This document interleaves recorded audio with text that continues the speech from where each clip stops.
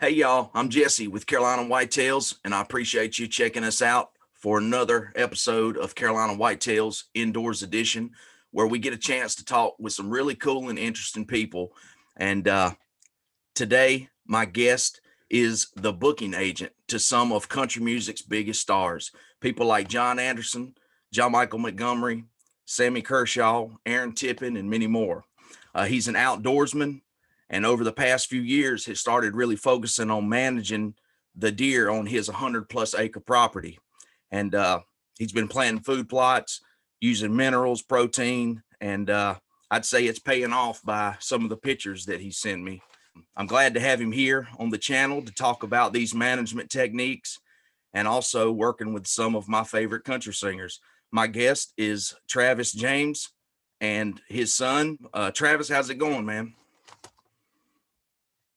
Doing fine, Jesse, and thank you for having us on. Yeah, this is my middle child and my best friend in the world. His name's Jasper James, and as I told you through email a week or so back, I had pretty well laid down my guns and just admired deer through a camera. Still love being out in nature, but it kind of quit hunting for a lot of years until he came along. And about 3 years old, he started, which I thought might be a little young just for the aspect of what goes on with hunting. There's a harvesting part of it, and I wasn't sure he was mentally ready for that at such a young age. But at 3 years old, he started pestering me to take him, and I thought, well, I know how to do it. I'll try. And he's 10 years old now, so that was 7 years ago. And everything that I do that we're going to talk about tonight is really on his behalf. I get a bigger kick out of trying to grow bigger deer for him than I'll probably ever get for the rest of my life of taking one myself. But I still do both for sure. And it's a pleasure to be here. Cool, man. And Jasper, I appreciate you coming on here too, man. Um, Before we get too much into the hunting, can you tell us about your career a little bit?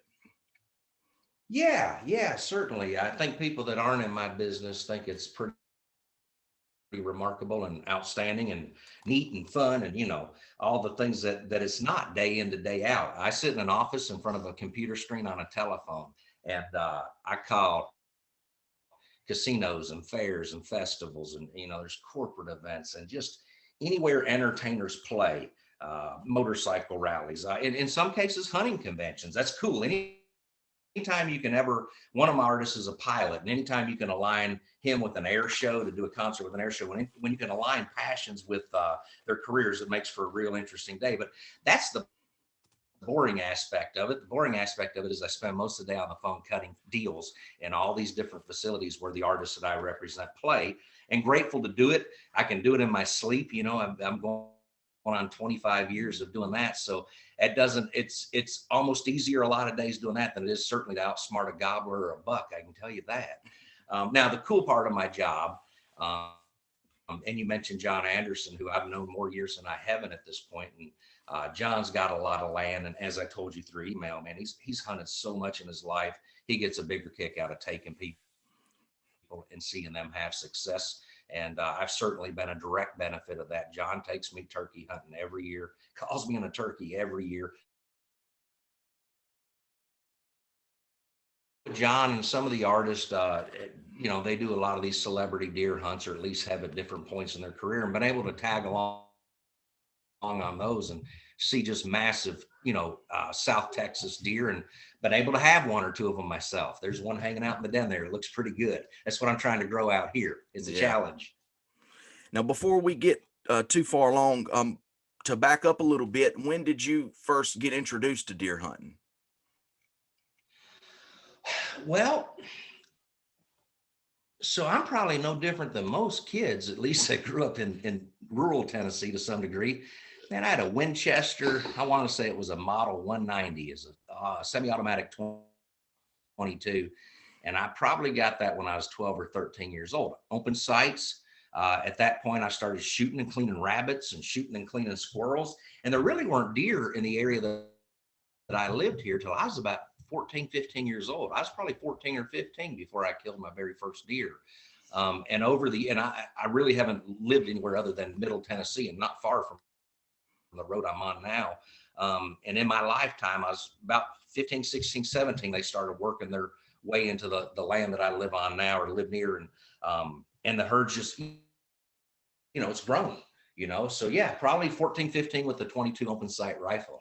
And that turned into a 12 gauge. And back when I was a kid, we had coveys of quail around here and that type of stuff. So really just exploring the outdoors and walking around. And, I learned a long time ago, I try not to shoot anything for the sake of shooting it. That's never made me feel good. So Yeah. my mom and I had a great grandpa, man. And bless his heart, he passed away some years ago, but was a heck of a squirrel hunter. And he taught me how to clean a rabbit, clean a squirrel. And, I guess that's probably a big part of my love about it. I don't know that I've even connected that, man. I miss my grandpa a lot. And he was a great fisherman and a great hunter. Now, for both of you, do you mostly just gun hunt, or do you get into bow hunting at all? Well, this little kid's saving his money. Like a lot of states, about 10 years ago, they allowed us to start using crossbow. I've never dedicated the time to feel confident in a bow. I've had them at different points in my life and loved shooting them at a bale of straw. To me, you're going to have to dedicate some time and become proficient with it. And I have friends, Jesse, that's all they do is bow hunt, and they Yeah. love the challenge, and I respect the challenge, man. Again, having an office job 5 days a week and what have you, when I get a chance to go hunting, I want the odds as much on my side. So predominantly speaking, we rifle hunt. And again, Jasper's real close to buying himself a bow or a crossbow, and I told whatever money he saves up, I'll match. That's on the record now. It's on the record. Yeah, that's the same thing here. About 10 years ago, they I guess passed a law to allow hunting with a crossbow. But yeah, I know some people just specifically bow hunt, but I bow hunt, especially when I was younger. I used to bow hunt a lot more. But now I take my crossbow a lot. I take my compound sometimes, but I enjoy gun hunting too during gun season. So I know some Yeah, people well, are. when crossbow first went from for years in Tennessee, it was only for disabled hunters. When it went to the general public, I bought one immediately, and I think I killed 3 deer that year, and it was just devastating what the crossbow would do. Well, that's whatever, however many years ago, the technology has changed so much. Where we saw an ad the other day, they're getting 500 feet a second out of a crossbow. And that just, and the thing's it's no more than probably 13 inches wide and 2 feet long, Yeah, and very expensive. yeah, oh yeah. Now, real quick, you spoke just a second ago about John Anderson, and I know you like you said, you've known him most of your life, and I was just real quick, if you could tell us how you got More years than I have. introduced, how did you get introduced to him? Just real quick. Oh, yeah, actually, you know, again, I was born in 1977, about the time John started having hits, and then he had a whole bunch through the 80s. And I would have been such a small boy then. I certainly wouldn't have had anything to do with his professional career. John kind of went through a lull in the late 80s where it cooled off for him at radio, and he got a new manager, and that manager happened to be my father.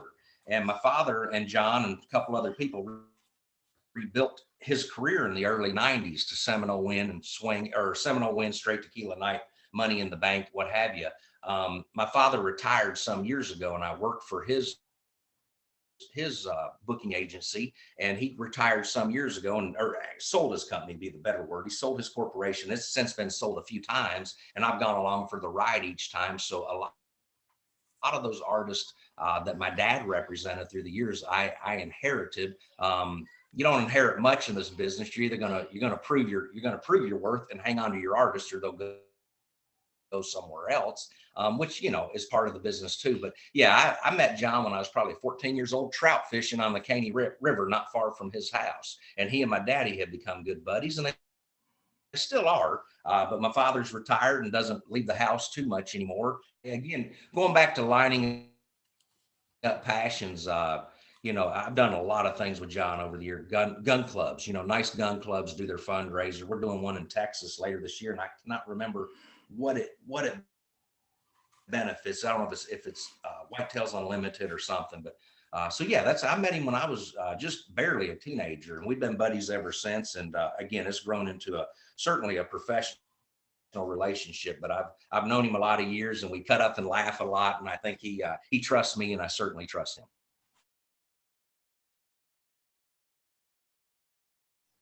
Can you tell everyone? I know you sent me a few pictures. Can you tell everyone about this mobile hunting rig that you got for Oh, you and your son to hunt in when he was a little well, younger?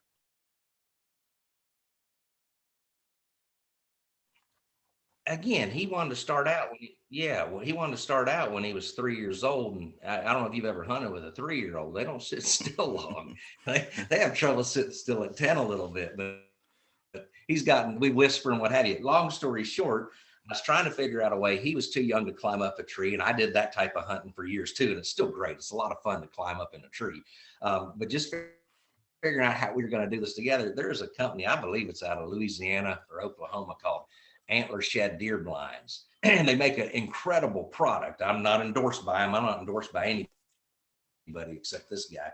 But I bought it, and what they do is they put it on a trailer, and then they flip the axle upside down, so you actually have 24 inches of clearance, which is enough to get in the woods with a four-wheeler or pulling it with a truck. Well, we've got a heater in there. It's got glass 360 degrees around it. We've got a heater in there, a couple of real nice camouflage executive office chairs. And what it's given me the ability to do with him is, again, and as I get older, I find a lot more appreciation in this. The more comfortable you are, the longer you can sit. And that's really been his and I's secret. He killed a nice 8-pointer. It was last year, the year before, big 8-pointer. And there was just a pour down storm, about like what we're getting today here, and sounds like you are too. And I told him we're going to have to hold our umbrellas sideways because that rain was coming in sideways. But once we got in that hunting trailer, we were dry as a bone.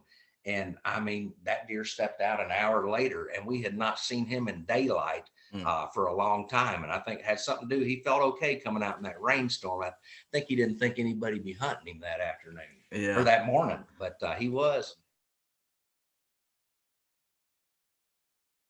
Yeah. So, Yeah. and Being we've seen him a lot nocturnally, but we hadn't seen him much in daylight.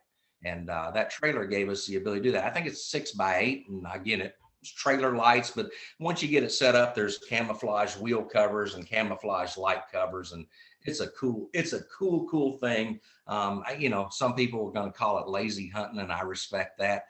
I've gotten to a point in life, if I can't be comfortable, I just don't want to.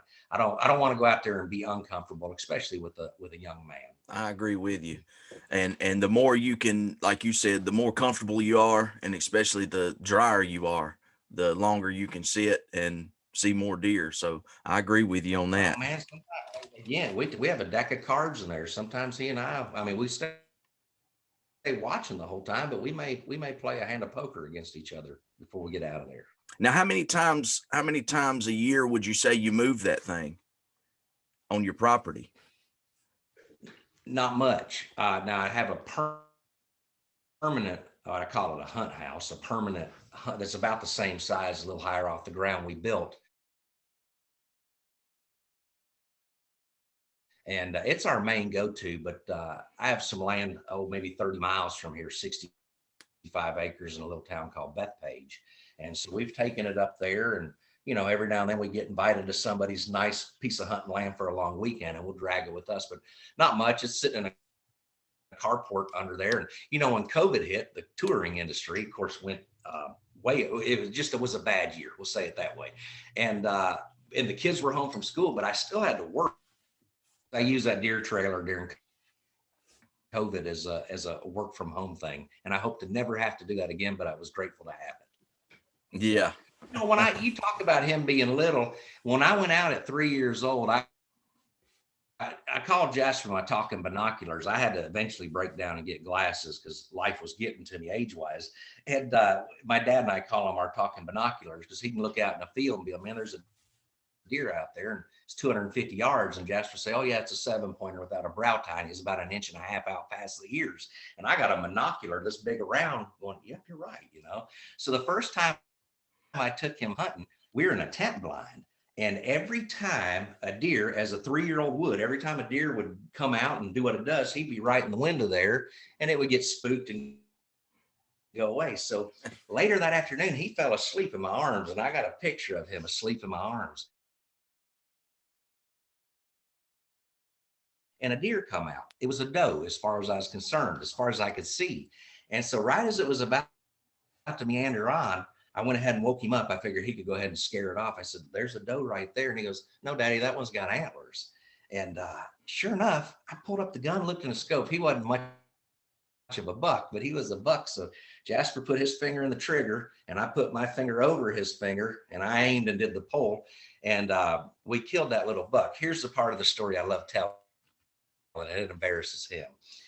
We dragged that deer to the back of the land, and you got to understand, in the evenings, his mama said, "Go out to that freezer there and get me a pack of ground beef or ground venison, pardon me."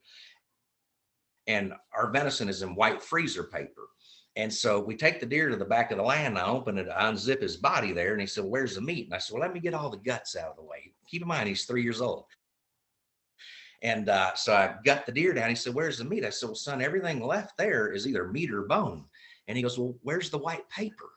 And so in his little 3-year-old mind, I think he thought the deer was like a pinata, just full of ground beef or ground venison packages. He was looking for the white freezer paper, and I laughed so hard that day. I fell in love with the very essence of hunting again.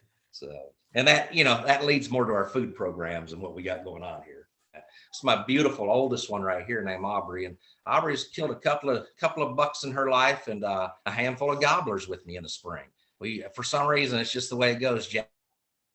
Jasper usually gets in the pattern first, and he spends more time going with me. And towards the end of the season, once we got them figured out and we know what we don't want to kill, we usually call in Aubrey and let her have one of those. Awesome. As you mentioned before, you seem to be doing a lot of different things on your property. To start with, how much land do you have or do you manage? Well, right here at the house, there's 50 acres. And again, it's a very difficult, it's an expensive process. When you only have 50 acres, which I'm sure you have people that listen to this that are on public hunting land, go get them, boys and girls. If you can kill a deer on public hunting land, you got me beat every day of my life. Again, I manage 50 acres, a small herd of deer. Our trail cam took a picture the other night of 9 bucks together.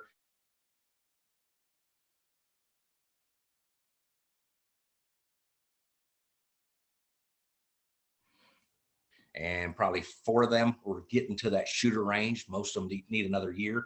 But yeah, to answer your question, it's a year-round program. We don't start throwing corn out 2 weeks before season one. I think that's illegal. But 2, what I'm trying to do, and it's a 5-year process at a minimum, you're trying to override the whole herd. And what the goal in this whole thing is not only your bucks are getting the right nutrition, your does are getting the right nutrition. That passes on into the milk. And so what you're trying to basically have happen out here are fawns that are born to be able to grow to their genetic maximum. And man, there's a little 2-year-old out here. I send you a picture of him. He ain't nothing we're going to shoot this year and hang him on the walls, but his base of his antlers are as big around as my wrists, and he's just a 2-year-old.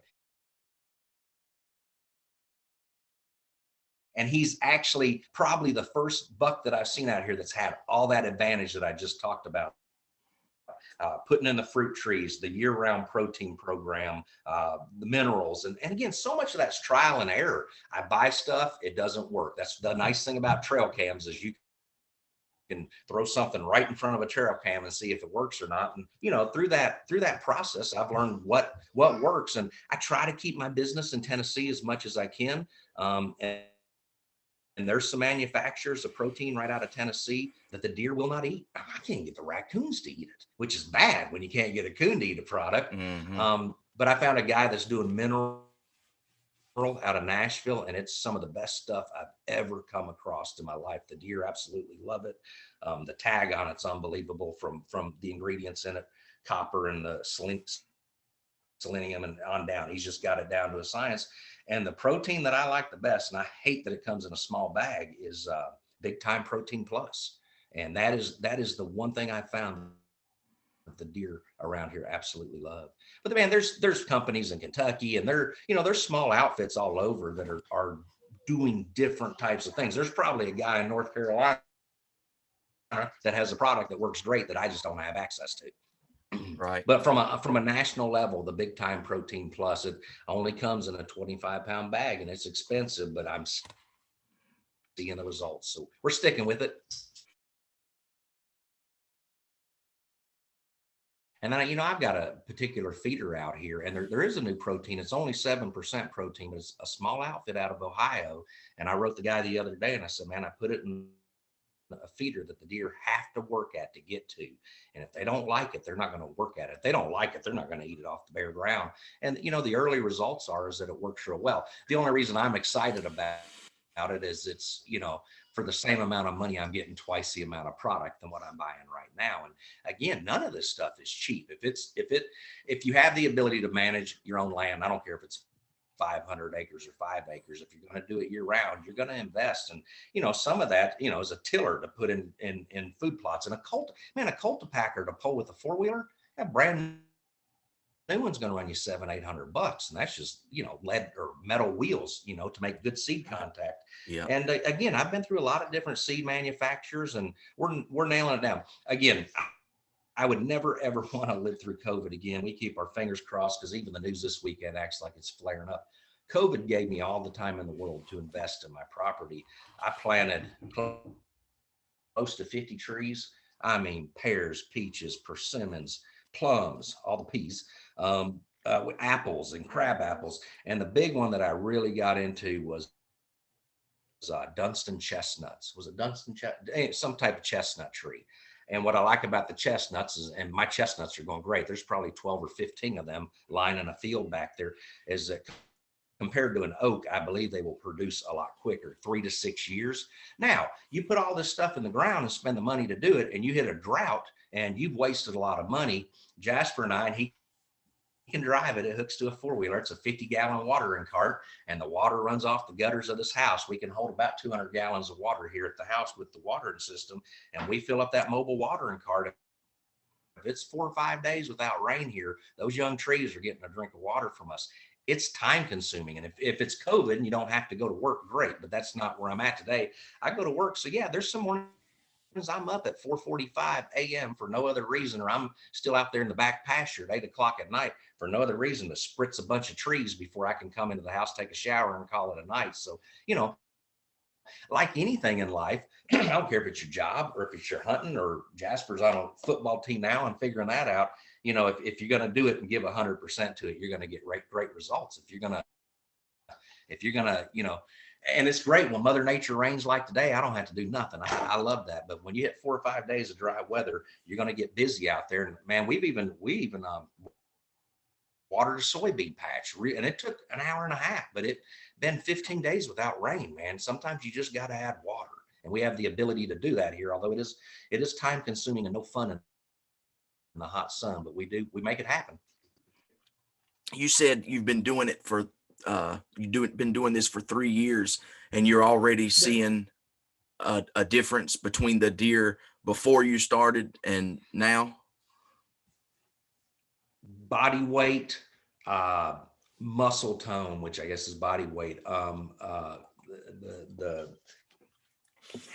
hide, their hair, everything about these deer is better. There's unmistakably. And again, as I told you a few minutes ago, it's not priming the deer for hunting season. It's doing this for them year round. So this 2-year-old buck that I'm talking about that has these huge bases, his mama and his daddy were getting that protein when they made him. And when she fed him the first few months of his life, yeah, unequivocally, I'm seeing the results. And that's exciting. Now, again, having my own property, especially where my residence is, it's so easy, and I keep such tight dibs on it. It's a 40-second 4-wheeler ride back to my main trail cam. I usually walk it. It takes me 7 minutes. this land in Bethpage, Jasper and I just went and picked up a camera the other day. It had 1,945 pictures on it because I ain't been out there in 6 weeks. Uh, in comparing apples to apples, I mean, I know not everybody and certainly not all your viewers have the ability to walk out in their backyard, so to speak, and manage deer. That's what makes it so easy for me. Now you mentioned food plots and soybeans. What other types of things do you plant there on your property? And again, that's an ongoing trade-off of what works and what doesn't. I mean, we did soybeans last spring, and once they were 8 down, I went back with I think they're called Austrian, I believe, winter peas. And man, the deer didn't like them. And most of the time in the fall, it's what I call it a brassica mix. It's, turnips and some beets and some different things. And once once the freeze comes in, they'll start eating the tops of those. But we did a bunch of lab last year, and then he wanted a dove hunt, so we threw in kind of just a dove hunting plot. And again, tractor and the tiller, check, it's paid for. Cultipacker, check, it's paid for. The investment was that first year. Now it's just a matter of trying what we want. And again, much like the protein pellets, I planted a ton of, I think it's called lupine, and again, have cameras on it, and the deer just didn't mess with it. But one of the best things I've ever found that I've seen deer eat more on in the winter is ryegrass, and it's cheap and available anywhere, and there's no green grass growing in the middle of the winter. And I think we did that one year on another little plot. We just threw some rye out by hand, and it took, because it's not hard to grow. Deer came in every morning to eat that tender grass. So it doesn't, I think a lot of times as hunters, especially if we are willing to spend the money, I think sometimes we make it harder than we have to on ourselves. I certainly do. I'm ordering seed from all over the country when all I had to do was go to Tractor Supply or any co-op and ask them for some contractors grade rye and fescue 80-20. And the deer love that in the winter because there's no green grass anywhere.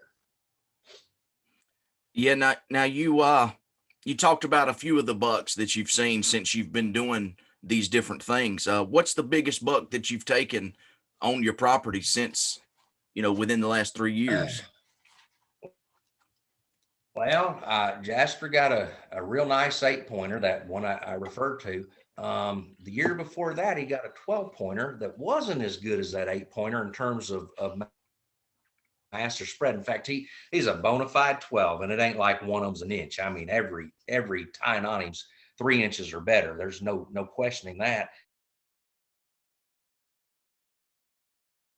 But man, I'm going to say he's about 120, 125. And again, that's not where I think I'm going to be, where I'm going to end up. If we do this interview 3 years from now, I bet it's a whole different interview.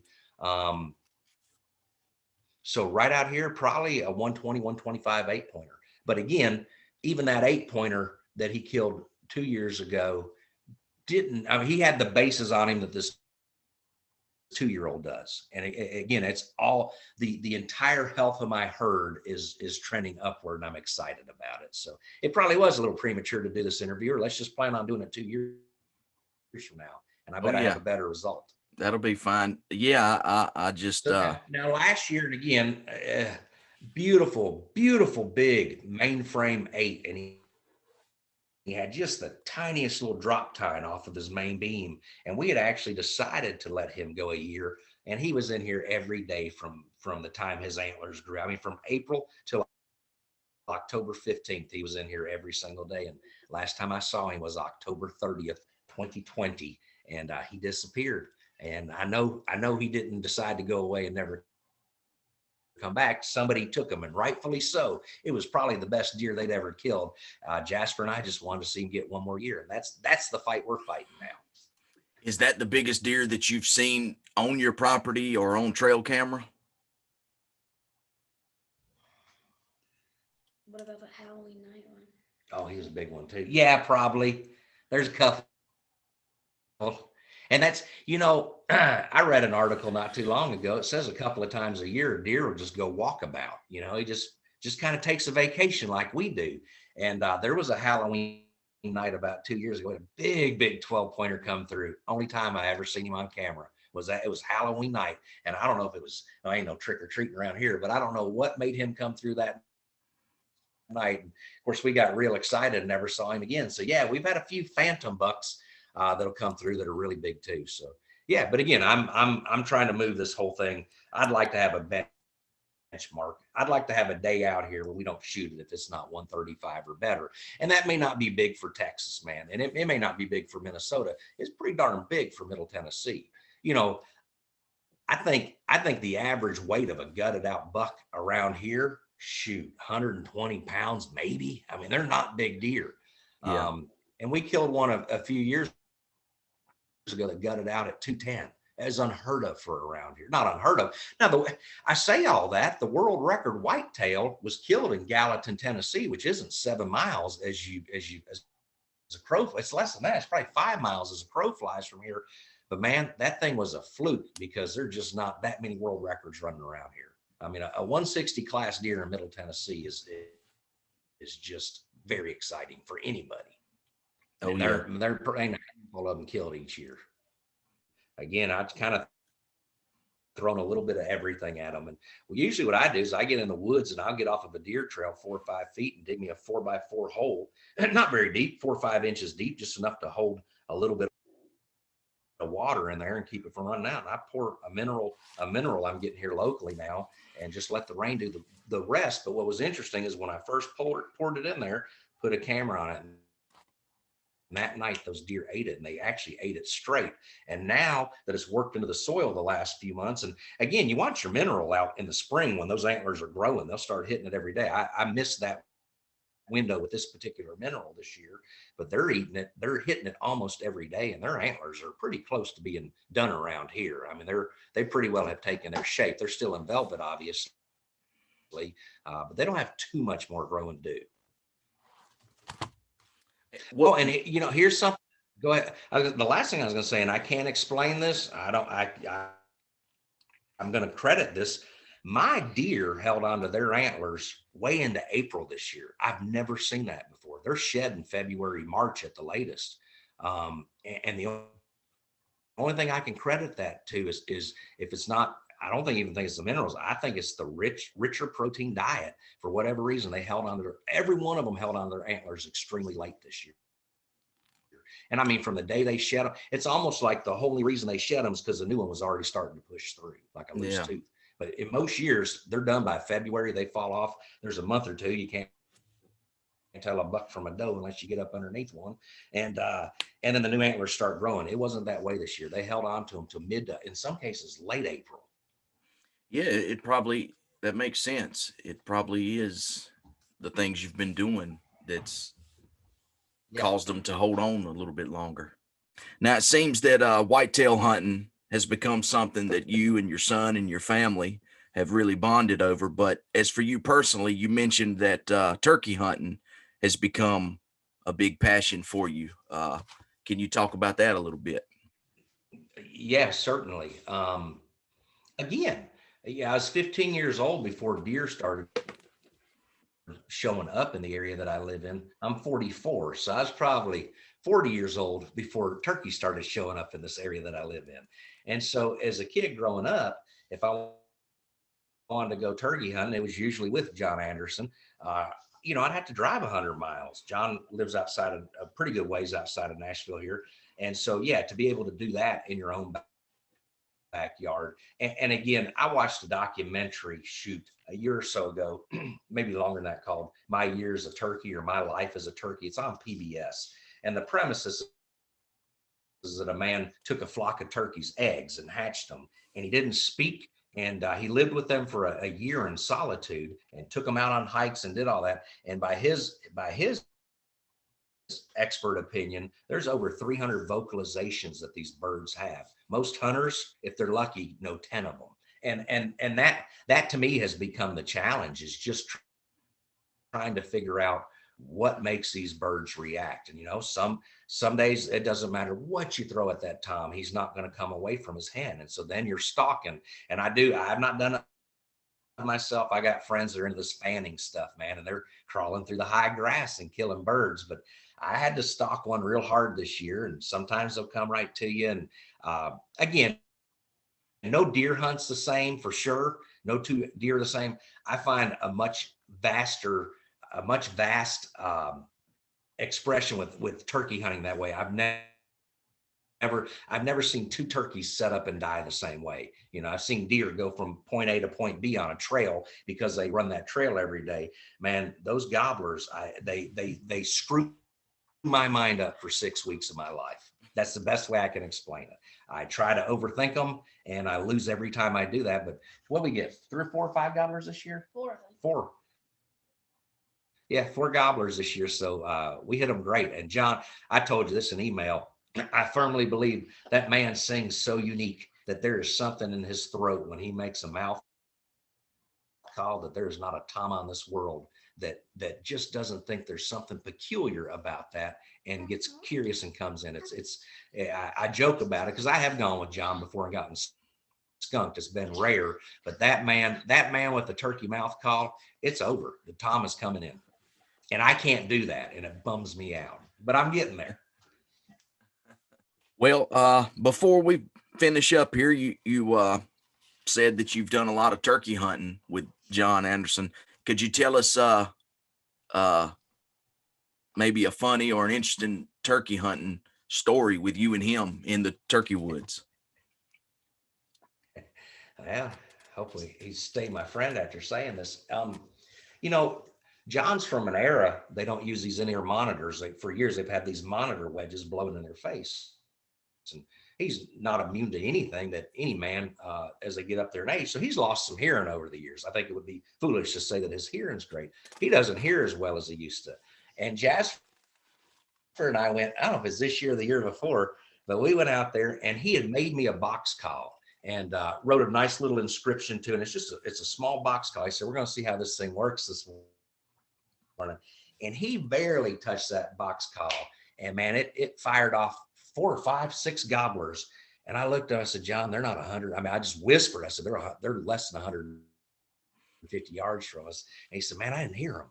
And he waited a minute. He hit it again. And at that point, they were 60, 70 yards from us. We still couldn't see them. But when 5 gobblers gobble at you at 150 yards and you can't hear them, you spent a lot of years on the road. And once they got in close enough, he could hear them just fine. But yeah, had he been out there by himself, he'd have probably never heard those birds. And that's the only. Now, the year before I was hunting with John and we were coming down a little logging road and I saw a gobbler moving in a fence line. And again, he couldn't hear me and I didn't want to yell at him, John, stop, stop, stop.